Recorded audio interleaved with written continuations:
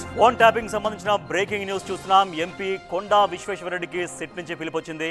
రేపు phone tapping కేసులో విచారణకు హాజరు కావాలని నోటీసుల్లో పేర్కొన్నారు. గత ఎన్నికల సమయంలో కొండా విశ్వేశ్వరరెడ్డి ఫోన్ ట్యాప్ అయినట్లు గుర్తించారు. ఈ విషయంలో సిట్ బీజేపీ ఎంపీ కొండా విశ్వేశ్వరరెడ్డి స్టేట్మెంట్ రికార్డు చేయబోతున్నారు.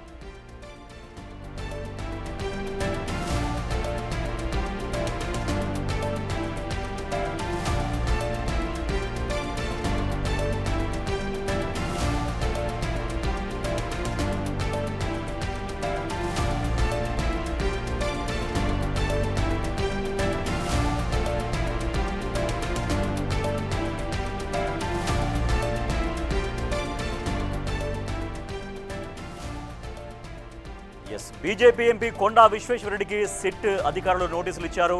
ఆయన తన ఫోన్ ట్యాప్ అయిందని కొండా విశ్వేశ్వరరెడ్డి ఫోన్ ట్యాప్ అయినట్లుగా సిట్ అధికారులు గుర్తించారు. రేపు ఆయన వాంగ్మూలం కోసం విచారణకు రమ్మన్నారు. మరింత సమాచారాన్ని మా ప్రతినిధి సాగర్ అందిస్తారు. సాగర్, కొండా విశ్వేశ్వరరెడ్డి ఫోన్ ట్యాప్ అయినట్లుగా ఎప్పుడు సిట్ అధికారులు ఆయనకు సమాచారం అందించారు?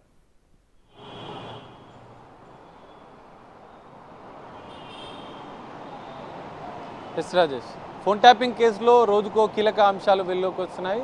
ఇప్పటికే ఎన్నికల సమయంలో ప్రధానంగా నవంబర్ 15 నుంచి నవంబర్ 30 గత సంవత్సరానికి సంబంధించిన ఎన్నికల సమయంలో పెద్ద ఎత్తున ప్రతిపక్ష పార్టీలకు సంబంధించిన నాయకుల ఫోన్లు ట్యాప్ అయినట్లు సిట్టు గుర్తించిన నేపథ్యంలో 618 నెంబర్లు పొలిటికల్ లీడరు వాళ్ళకు సన్నిహితంగా వ్యవహరిస్తున్నటువంటి వారి ఫోన్లను ట్యాప్ అయినట్లుగా గుర్తించిన నేపథ్యంలో వారికి వరుసగా సాక్షుల వాంగ్మూలంగా వారిని స్టేట్మెంట్ నమోదు చేసుకొని సిట్ పిలుపునిస్తుంది. అందులో భాగంగానే మనం ఇప్పటివరకు చూసాం, కీలక కాంగ్రెస్ నేతలకు సంబంధించినటువంటి స్టేట్మెంట్ రికార్డ్ చేసింది. బీజేపీకి సంబంధించిన నేతల స్టేట్మెంట్ కూడా సిట్ రికార్డ్ చేసింది. తాజాగా ఈరోజు సిట్ అధికారులు ఎంపీ కొండా విశ్వేశ్వరరెడ్డికి సమాచారం ఇచ్చినట్లుగా కూడా తెలుస్తోంది.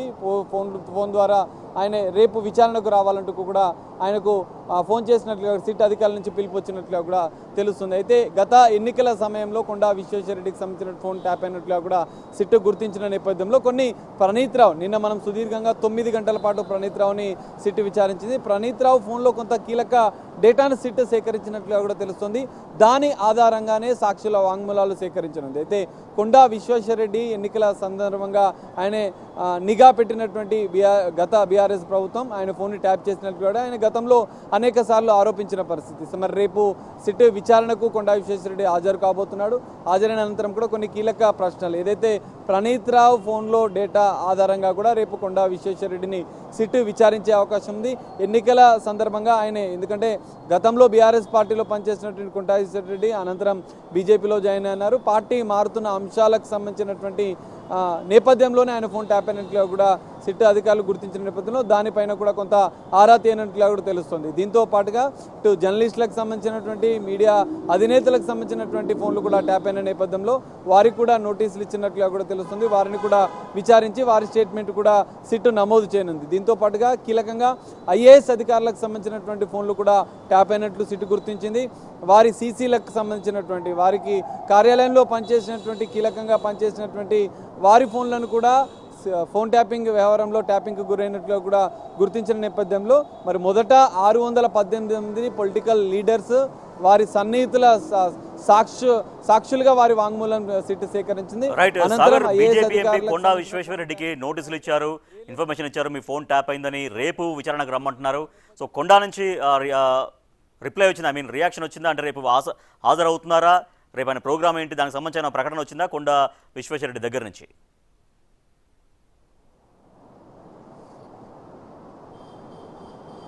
రాజేష్, ఇంకా క్లారిటీ రాలేదు. సిట్ నుంచి అయితే వాళ్ళకి సమాచారం అందినట్లుగా కూడా తెలుస్తుంది. వారితో పాటుగా కొండా విశ్వేశ్వరరెడ్డితో పాటు వారి సన్నిహితుల ఫోన్లను కూడా ట్యాప్ అయిన నేపథ్యంలో వారిని కూడా సిట్ పిలిచినట్లుగా కూడా సమాచారం అందుతుంది. మరి రేపు కొండా విశ్వేశ్వరరెడ్డి విచారణకు వస్తారా అనేది ఇంకా క్లారిటీ లేదు. కొండా విశ్వేశ్వరరెడ్డి రేపు విచారణకు వస్తే మాత్రం ఎన్నికల సందర్భంగా ఆయన నిఘా పెట్టిన నేపథ్యంలో ఆ అంశాలపైన కూడా సిట్ విచారించే అవకాశం ఉంది.